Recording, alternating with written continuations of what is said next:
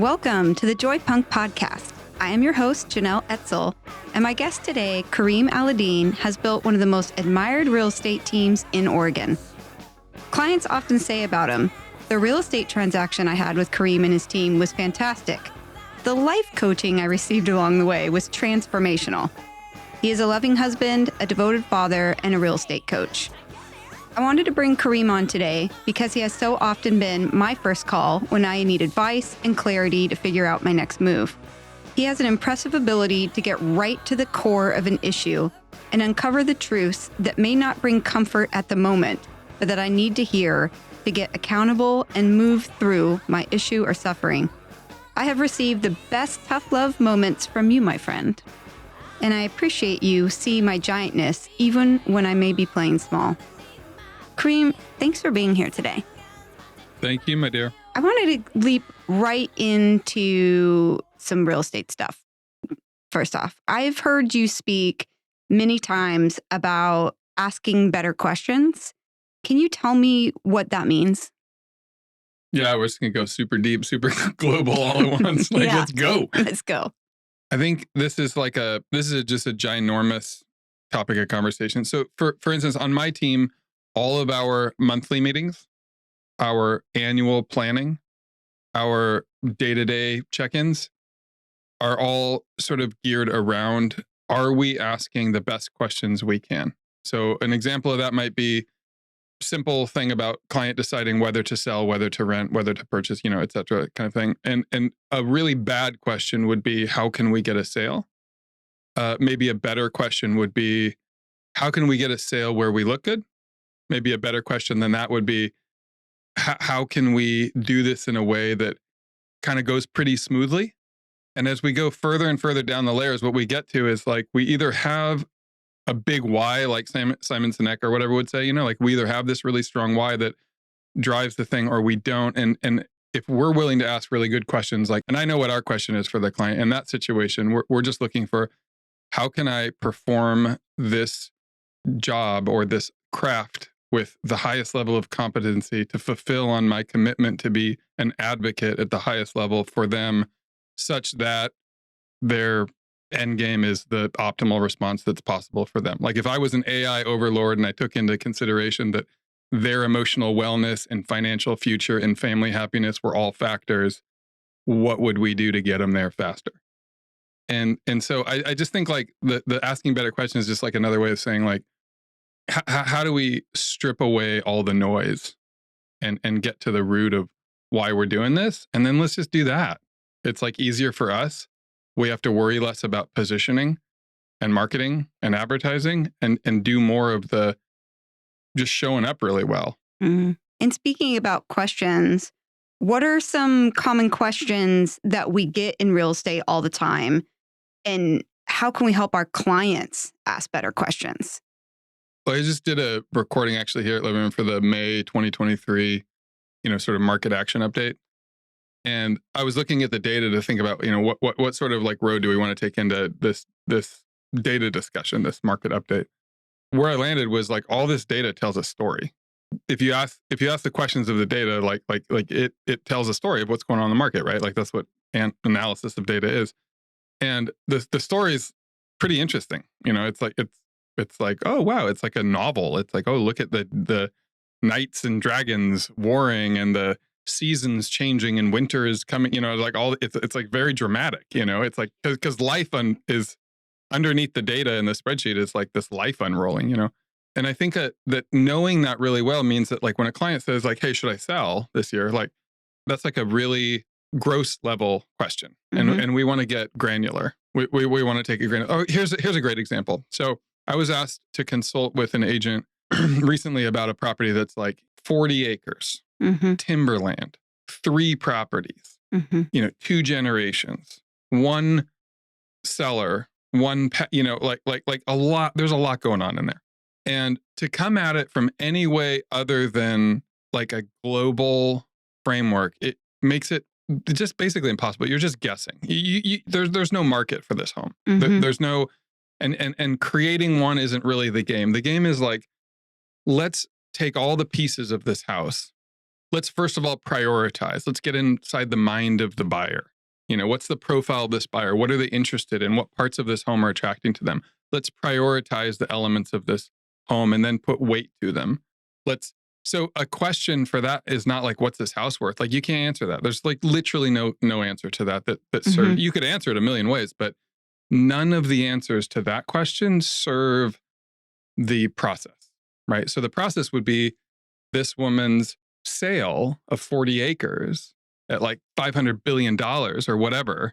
Like, that process being optimal for her would take into account her lifestyle, the timing, her age, what she wants, what she doesn't want, other options available, what the buyer pool might do on any given day, what kinds of marketing is available, what extra, like, it's almost infinite, right?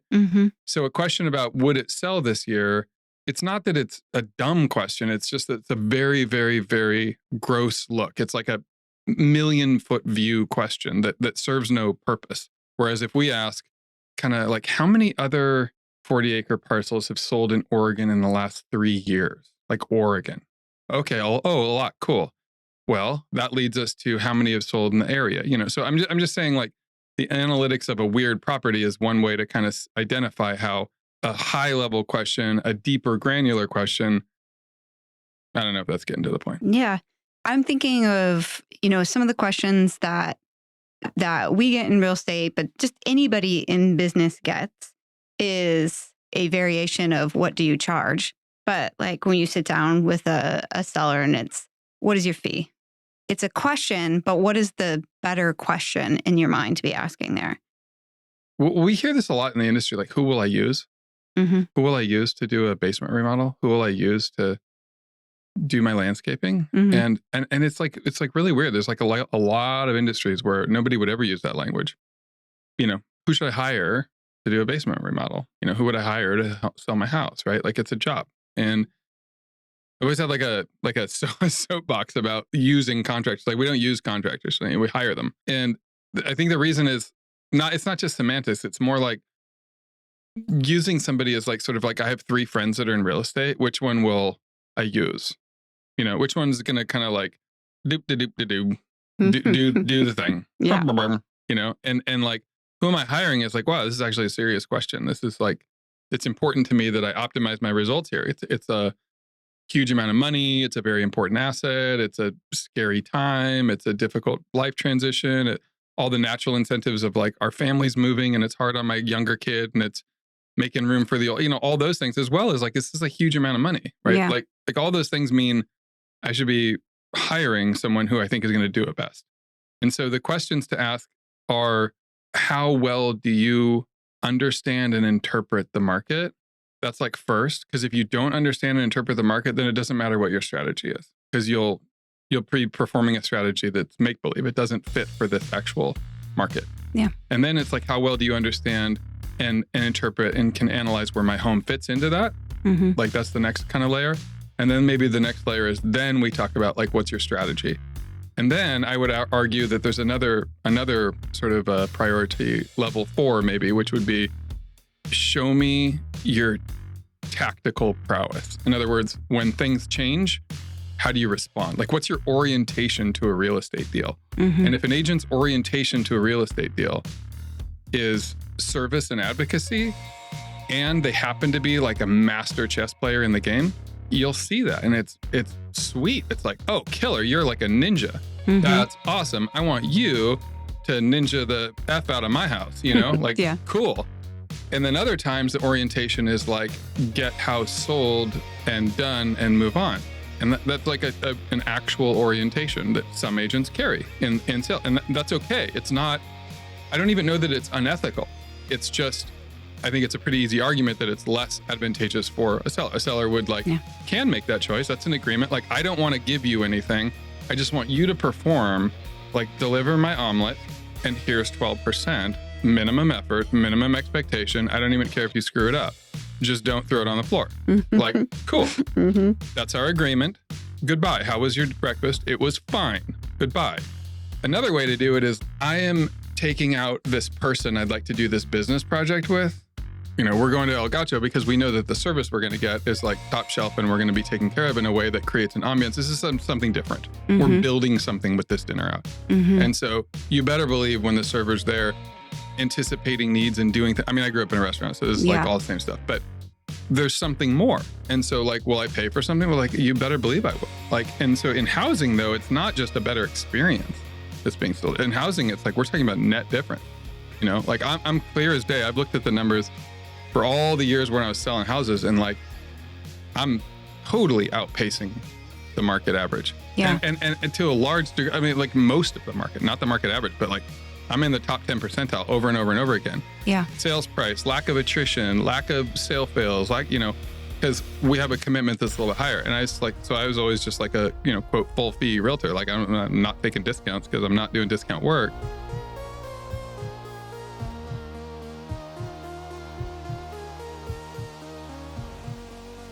I mean, I love what you were saying about delivering value and outpacing the market. You deliver value. You have consistently outperformed the market.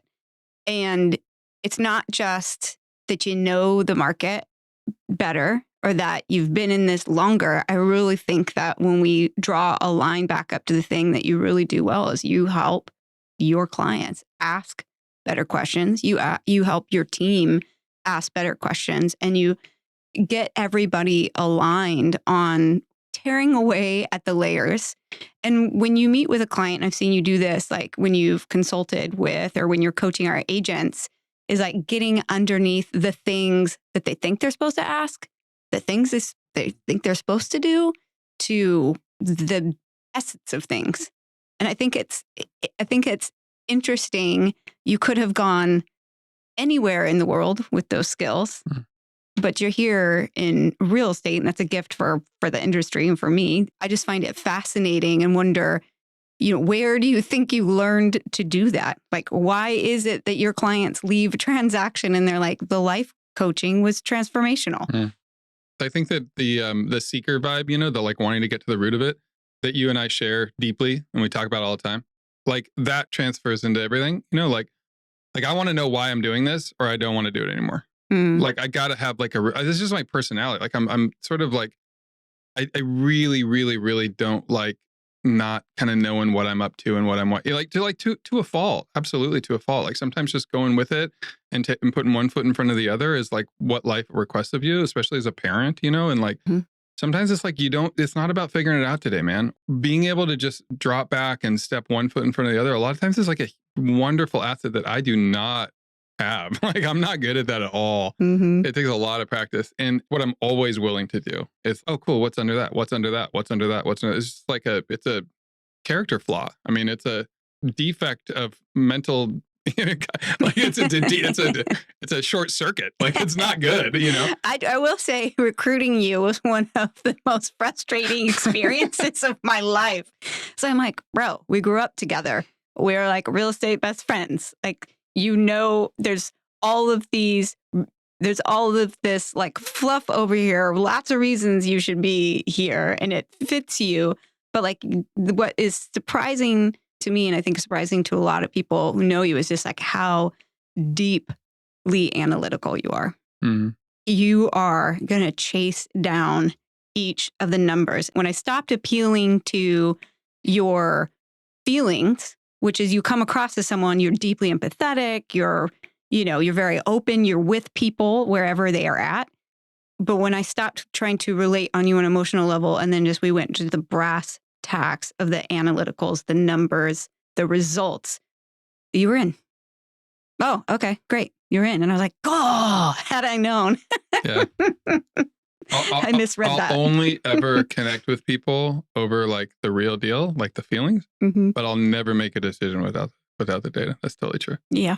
I was in the healing arts world. Like I was a shiatsu practitioner, and like I taught meditation courses and also like opened a clinic with an acupuncturist, like that kind of world. Like, I don't know how many lives ago, like 30 years ago or whatever. That world was both full of like wonderful visionaries and really empathetic, caring people, and also liars. Like a lot of people that I just like found myself not trusting, because They were unwilling to see the data. I think healthy skepticism is really important. I also think it's like totally valuable to acknowledge where nuance is present, but also not overvalue it. And like, let's just be, can we also just be real? Like, what is this crazy nonsense happening? I have one data point where it felt good and therefore everything's right. I was like, what are we talking about? Like, what kind of fantasy world nonsense is this? This is a service industry. You're like literally entering into these disciplines that potentially have the ability to change people's lives. And it's just like, well, for you, it's just like an identity blanket. Like, this is who I am. It's maybe that's like a lot like the $1 Million Club. Yeah. It's like, oh, for goodness sakes. Yeah. That's gross. Yeah. It's about me or it's about you, man. You know? Yeah. So like the stuff that's about me and our team, or the stuff that's about us on our team, is like the clarity of role. So here's an example of a good question thing that I feel like is important to add into this. At the core of our team's model is a tenet, let's say, or an idea or a word or whatever, like advocacy. Like that's before everything. Mm-hmm. So that when I'm doing forecasting for 10 years and planning how to like Bob's Red Mill my team to my team, mm-hmm. and step back and just wear an apron and show up once in a while like Bob at Bob's Red Mill, and I'm looking for like what works 10 years from now, the question I'm asking always is coming from advocacy. So like that's the tenet that's alive in that conversation, that inquiry, those spreadsheets, that planning, those conversations, talking to other agents, et cetera. It's all about that. It's like, it does not serve me to be thinking about what do I want? What's the next? And blah, blah, blah, blah, blah. It doesn't serve me at all. What serves me well is to hold in perfect advocacy for them. What does that look like? Like, it looks like their awakeness, their aliveness, their fulfillment, right? Whatever. Fast forward to like September 9th at 3:30 p.m. at such and such house off of Alberta that's going to be listed 1 month later, and they're having a divorce and it's a difficult experience. And Kim's there, principal broker at Living Room Realty, best agent in Portland, and second best agent in Portland. And she is talking to them about whether or not to replace countertops and do the little metal trims at the front of this like Formica, this yellow sort of 50s Formica, or to do Formica trims because it saves $600 and the return on investment, on whether or not to do that in this market late season or not. Is it going to help photos or not? The same tenet is present in that conversation, which is advocacy. It's very game theory. It's very like mathematical. Like there is an event horizon that is an optimal result for this client.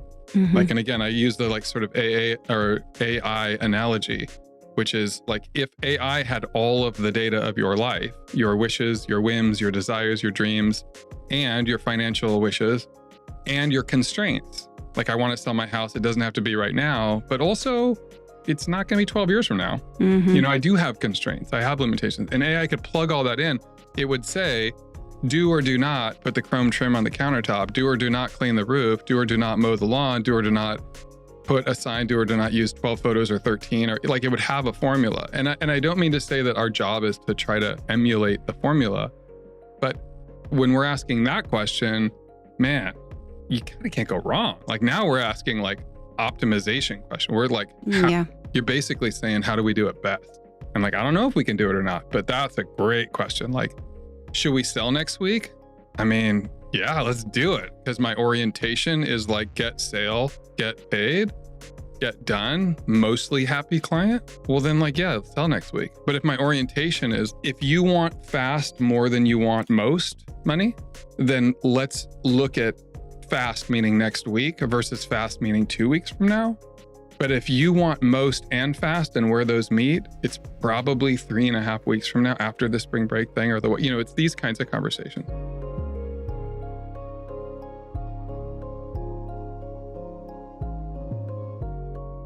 I'm going to ask you, we grew up together, and I remember you as the tall, lanky kid up the street from my high school boyfriend, catching me sneaking in Dave Sliffman's window.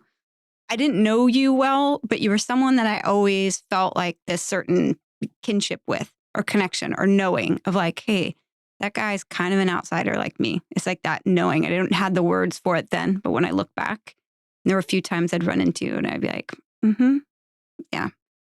And then so I think I saw in you a kinship in our respective outsiderness, which I would say both gave us an air of cool. And maybe we both used that for a long time. I can be cool because I'm kind of like on the outside. I don't want to join. And I think that for me, when I started the punk band, I found a place that I was like, oh, I belong here. It feels comfortable to belong. And that opened up for me belonging in a lot of different areas. Mm-hmm. And I'm wondering for you, like, does that resonate with you? Where do you think you first found belonging? And how has your relationship with yourself and feeling as if you are an outsider, how has that changed? Or where does that come up for you? Does it still come up for you now? I think that I felt like an outsider in a not good way, in a really, really not good way, like a really dark, empty, scared way as a kid. And I think that I had a lot of years of joy in my early childhood, and then I had some real darkness. So the outsider stuff was not good at the time. I think in the years since, at about, at 20 years old, I got sober. Mm-hmm. And I've been sober ever since. And I'm, coming up on 50. So like, it's been a long time.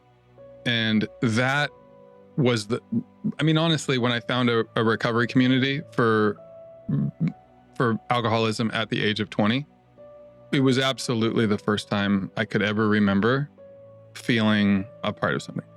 Like actually a part of. Like I was the king of alone in a room of 100 people that loved me, but I was alone.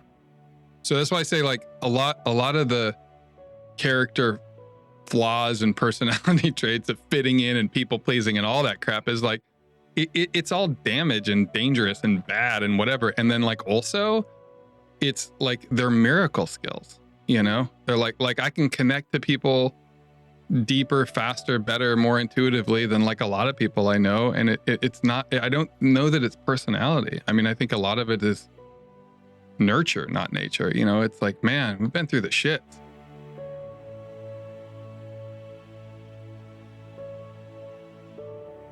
I do want to say that there was a time in real estate when I had this sort of phrasing, that these two things I would say that Jessica, second best realtor in Portland, buyer's agent for my team, two phrases that I would often say, like one of them is like, man, I don't give a shit. I'll do it in Adidas. I'll go to $1.5 million listing on Alameda in Adidas. Like this is just who I am and how I do it and like whatever. And the other thing is like, I'm just not sending salmon recipes to anybody. Both of those were like maybe funny the first time.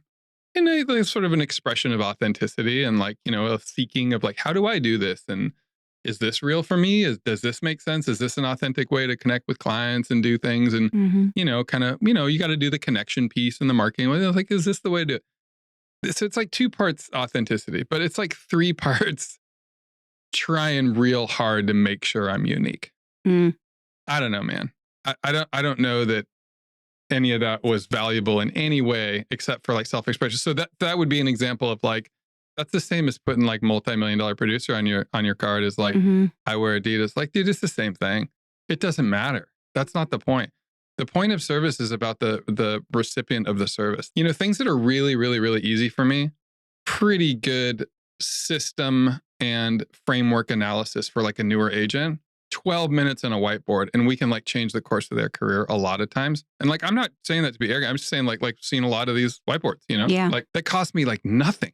It's so easy. That doesn't matter. It doesn't matter if it's easy. It doesn't matter if it's hard. It doesn't matter. The only thing that matters is what was received. And if that agent in 12 minutes can receive a course change of 5 degrees that like gets them on a line to like sort of get the right support so they can be a better advocate, so they can get away from these like telling stories and into the like sharing and into the service and connection rather than like yelling at people. If that 5-degree courtship can set somebody on a better thing in 12 minutes, that's the value. The value is not like what it cost me. The value is what you, right? Like it's not what it costs us to do the work for the client. It's what they receive. If I become such a ninja that I can get you on average 7.5% more than anyone else in the market or most of the people in the market, that's value. Like, and it doesn't matter what it costs me. Or what shoes you're wearing. Or whether or not you send them recipes or whether or not you invite them to a party and give away seedlings, which we're doing next week. It's going to be super fun. Like, it doesn't matter how you connect. It's like, it's the identity piece. And sure, it's important to be have an identity that feels authentic, but it's not, that's like not what the work is. The work is the service. The work is a service. I've loved watching you stay so focused on the service and on the point. And we have talked about barriers to success, and something that you've pointed out to me is not so long ago is how you see folks that you're coaching or folks in our industry sabotage themselves by having to be terminally unique.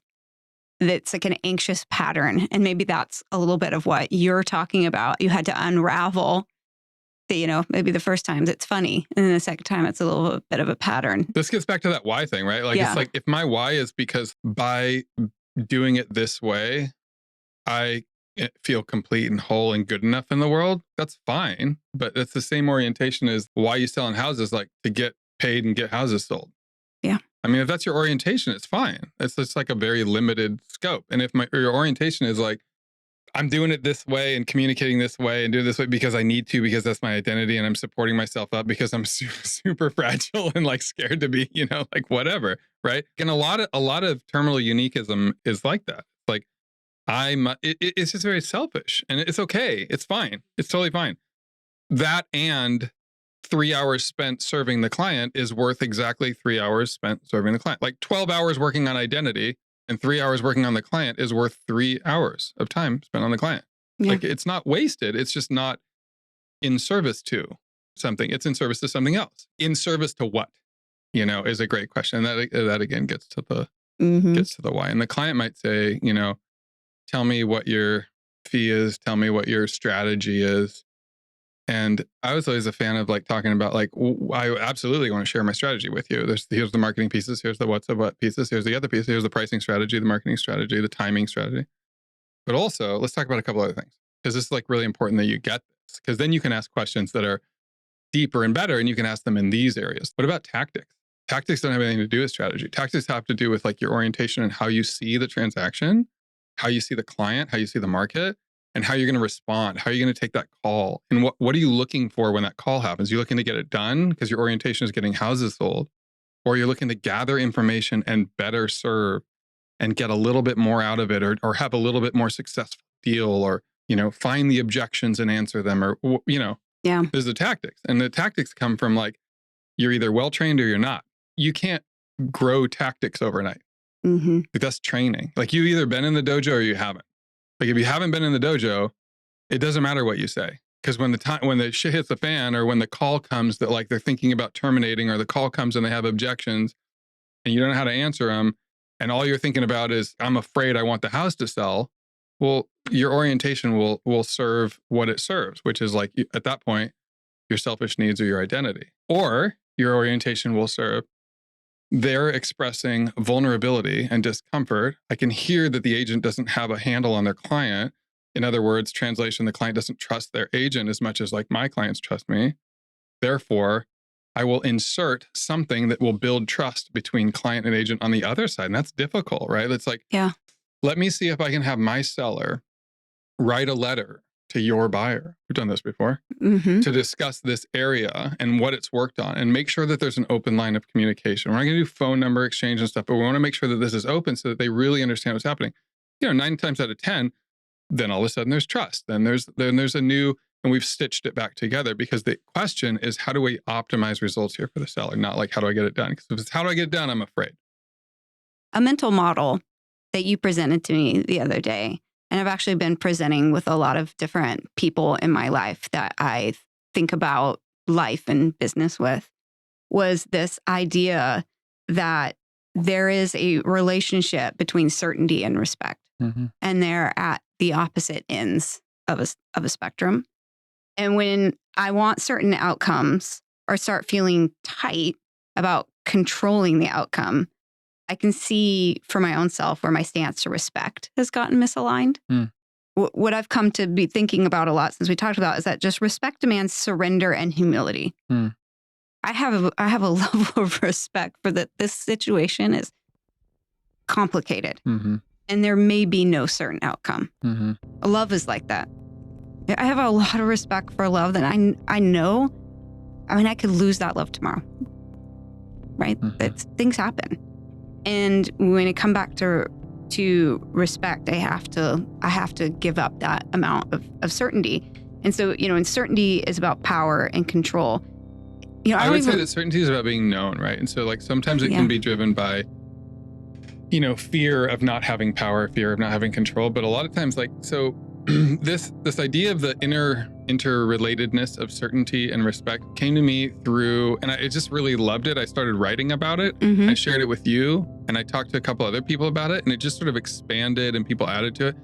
I actually did a bunch of writing about it. Like it was like this is part of like the slide, what do you call it? PowerPoint of my life. You know, like this is pretty core shit here. Like we got to something, you know, and like those discoveries are always really fun for me. And so I find it in game theory. So I'm a student of game theory, and there's a respect for the game, right? Which would be like if you and I are playing, let's say chess, right? And I have a respect for the game, meaning I know that 9 moves in, it's like a game that's never been played before. It's like infinitely complex, like, you know, stars in the universe, nodes in the game tree kind of like super, super big, super, super hard.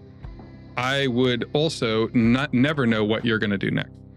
So I have like this ton of respect, meaning humility, meaning like, whoosh, I'm a curious mind. I'm listening. I'm really paying attention. Whoa, that's a lot. You know, like my client, like, I don't know what's going to happen. Like when I walk in the door, they could be going through a divorce or having another kid, you know, or like moving to California for a new job, or bringing a mother who's suffering from a illness into their home. I mean, like it's an honor, right? Because it's like the humility of like being honored by being welcomed into a client's house is a lot like, you know, like that's respect. It's like, wow, who knows? So we're curious and we're open-eyed and we're paying attention. Like we have traveler's eyes, you know, like I always say traveler's eyes, right? Like you come back from your trip and you see your own town a little differently, you know, it's like, I love traveler's eyes, right? So this respect is like, whew, open and humble. Well, if I see you make a couple of moves in the chess game that are clearly boneheaded, like beginner, like you don't know what you're doing, like I'll lose respect for your game. I'm no longer curious about what you're going to do. I start knowing what you're going to do. I start being able to see like, I should make this play. This is like a game theoretically like smart play, but I'm going to, you know, quote, exploit my opponent. I'm going to do something other than like an optimal play here because I know that what she's going to do. You know, quite frankly, if there's like an agent on the other end who calls me about a listing and their orientation is get it done, I mean, you better believe I'm not making optimal plays anymore. I'm exploiting, I'm adjusting immediately because now I have a new way to get the best thing for my client. And it's better than we should have done in the market. And that's to exploit that bad agent and their bad trust and their bad model and their bad tactics and their sort of ill-fated orientation toward just getting it done. Towards like, sure, we'll get it done for more money and less headache. And we'll just say no to everything in inspections, and you'll sort of keep selling to your client. You'll just try to get it done. You know, so like if there's a suboptimal player, or if you're a suboptimal chess player, like I'm going to do very disrespectful things. I'm going to be very certain in my approach. I'm going to do things that I know is probably going to work. Like I'm going to move here because you're not going to see that I'm about to put you in mate. Whereas like a good player would. And I would respect the game tree and their game. So if I don't respect your game, I've grown in certainty. So that's where it came from. It's like this inversely proportionate or whatever relationship between being certain, which is to say doing things firmly or knowingly, and then being uncertain, being like in respect of like all the things that could be. And I just like find those two like dance a lot. Like I just keep finding areas like we're having a fairly severe crisis in my family right now. And it's like this has been the hardest year of my life, right? Like this is like the downright hardest stuff I've ever gone through on a personal level. There's a lot of peace in having respect for the game tree of what life could look like. There's a lot of peace in that. Because like being certain about this shit is like, this looks like not even on the table. Like you're forced into uncertainty in crisis. Like when I got sober at 20 years old, I was in such like depression and crisis, you know, it's like, I mean, you know, it's like people hit bottom, right? Like, well, what happens when you hit bottom? Like you lose all certainty. You are now in pure respect. And it doesn't feel like respect. It feels like surrender, defeat, you know, but exactly, surrender's in there. And then you're like asking again, you're paying attention. You're like, are you my mother? Are you my mother? You know, like, well, can you help me? Is this okay? Am I going to be okay today? Is like a very, and there's something about this, like very animalistic and normal. It's like, am I going to be okay today? Is like a very, like, that's actually really okay to live that way. It's not, we're not sold that in our bill of goods. You know, we're not sold that like life is meant to be like a vulnerable surrender day to day, but like it really that's what it is, Our certainty a lot of times is kind of bullshit anyway, Or at least, at the very least, even if it's not bullshit, it's just like not fun.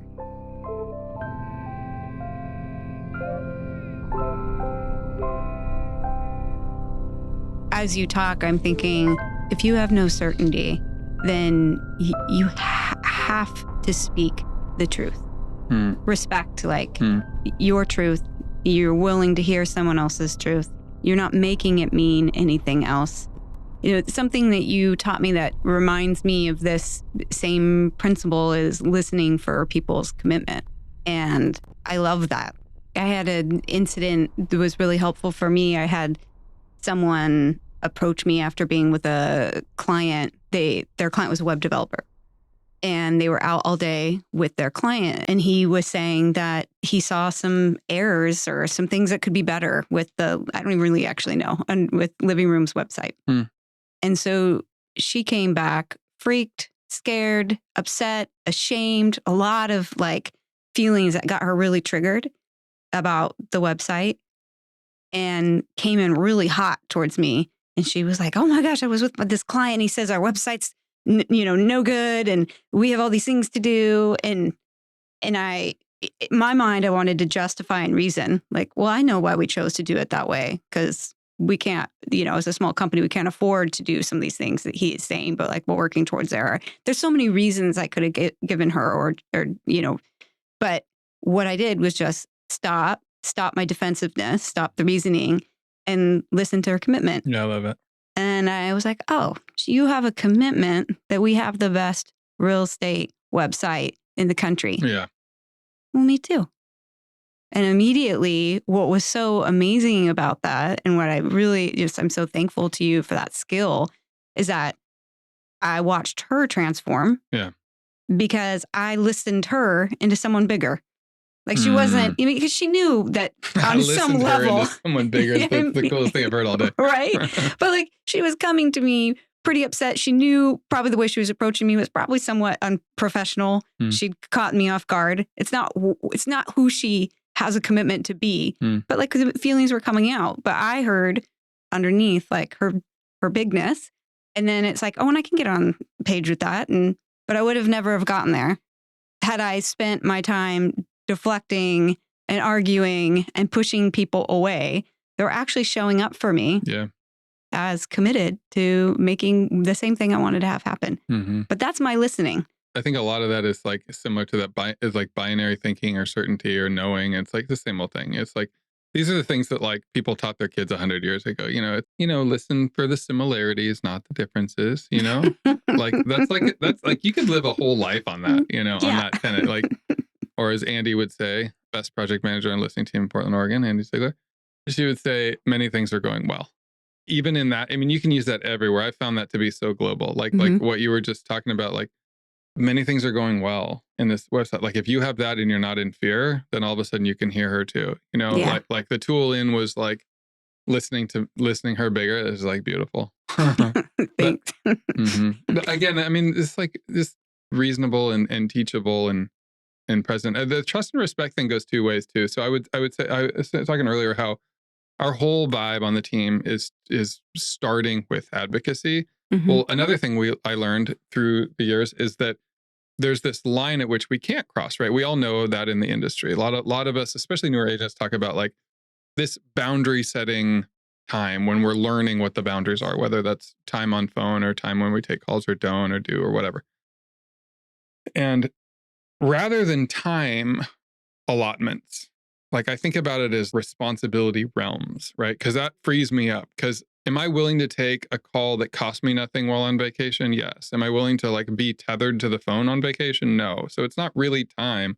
What is the thing? And one of the things we came up with was we do not require a certain area of town or a certain kind of seller or buyer or a certain price point or anything like that. We only require trust and respect. When that's there, and it's kind of proven itself out. It's it was a theory, and it's proven itself out. There was if there's a hitch in the relationship with the client, or if there's a question about whether or not we'll get the business or whether or not they'll hire us, that kind of thing, it's a really clear framework. Like, is there trust and respect? In other words, is the client willing to give us some trust and let us earn it, by the way? It's not just a free give. It's like, but a willingness and openness to engage in a trust building exercise. I would call that an immense amount of trust. It's a huge honor when somebody will do that and walk you into their house and say, like, why don't you tell me what it's worth and let's talk about selling it? Like, oh my God, it's a big deal. I just think like that trust and respect, we can ask that of our clients. And when it isn't there, we can point out the way that I'm able to perform this model that I've shared with you, with these pieces and this framework and these strategies, and me being the one utilizing these tactics. The way that I can do that requires one other piece, and that is the person that I'm working for is giving me the juice to do it, and that comes in the form of trust and respect. And it looks like this, and here's these 12 ways, and here's these 3 ways, and whatever. Like, it's a whole thing. It's not just like froofy words, but it is true that without those, I'm unable to complete the work that I'm committed to doing. And if I can't do the work, then I don't want to. So if you set a boundary that says sell my house within 6 months, I'm in. If you set a boundary, sell my house, I only have $47 to prepare it, I'm in. If you say sell my house for the most amount of money possible at the best weekend and the best optimization, I have $800 to put into the kitchen or bathroom or anything else you see fit, I'm in.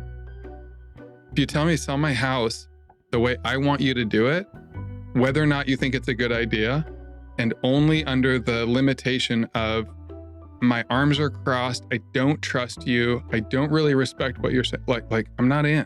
I can't work in that framework. And therefore it's like, and by the way, there's nothing wrong with that person. They want something different. They don't want an optimal, and that's okay. Like, you don't want to hire a ninja.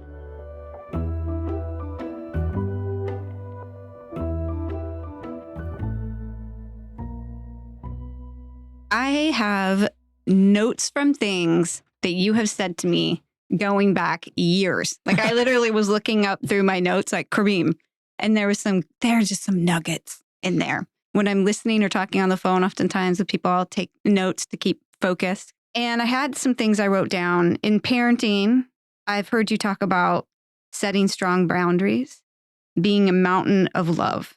And I think that is just reflected in everything that you've been talking about, just even that you bring to your practice. Like, the boundaries as a professional, the boundaries as a parent. I know the boundaries, but I'll be here as a stand of a mountain of love. And I love thinking of you in that way, and how when kids trust and love you and they know that you love them, that they often push. And so that, to me, is also reflected in some of the things that we're talking about, where other agents might talk about their clients like, oh, they're crazy. You're like, no, they trust me. They're pushing against it. We can do that. We can flex. There's trust.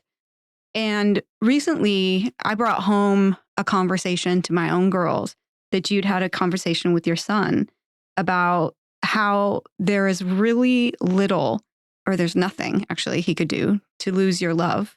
But there are definitely things he could do to lose your respect. And I'm wondering how that conversation is evolving.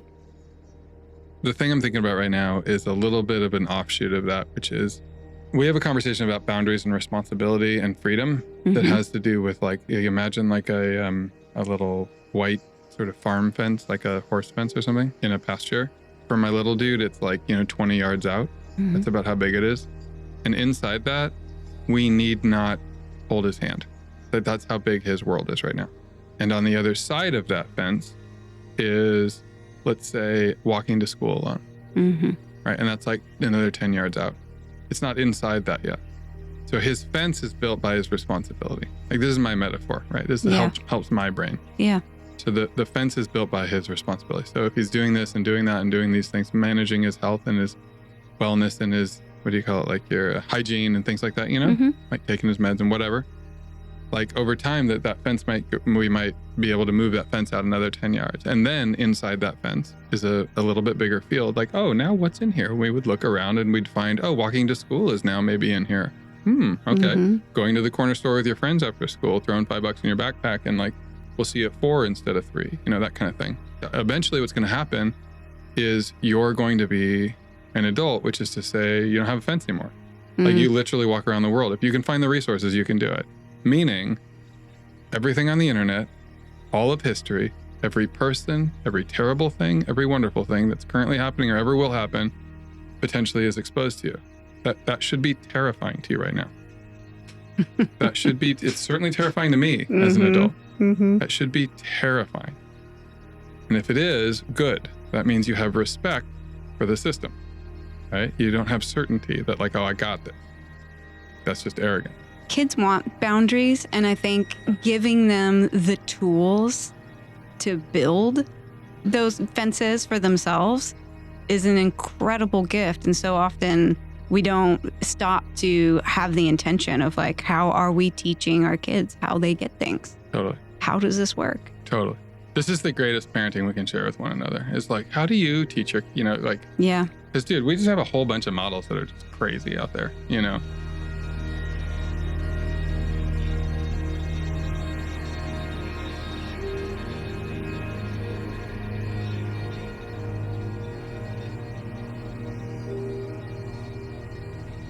Karim, your success is really admirable on all levels in your life, in your business. And I think as someone who works for you and someone in this industry, the thing that I hold the highest regard of for you is your commitment and love for your team.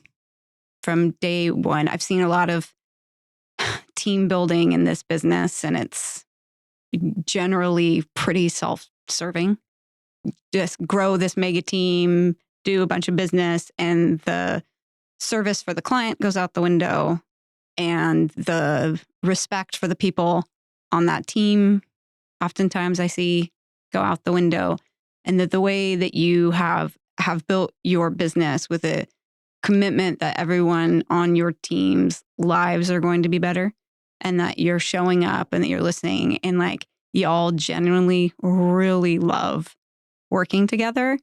The fact that you've attracted top agents in their own right that had fantastic solo careers and partnerships other places that are willing to lay that down and come and be a part of what you've created is just really phenomenal. And I hope that anyone who has the chance, takes you up on any level of coaching or classes or speaking that you're doing. And I'm just really grateful that you shared a little bit of that wisdom that you've gained along the way with us here today. Thank you so much. Fill my bucket. Love you. Love you too.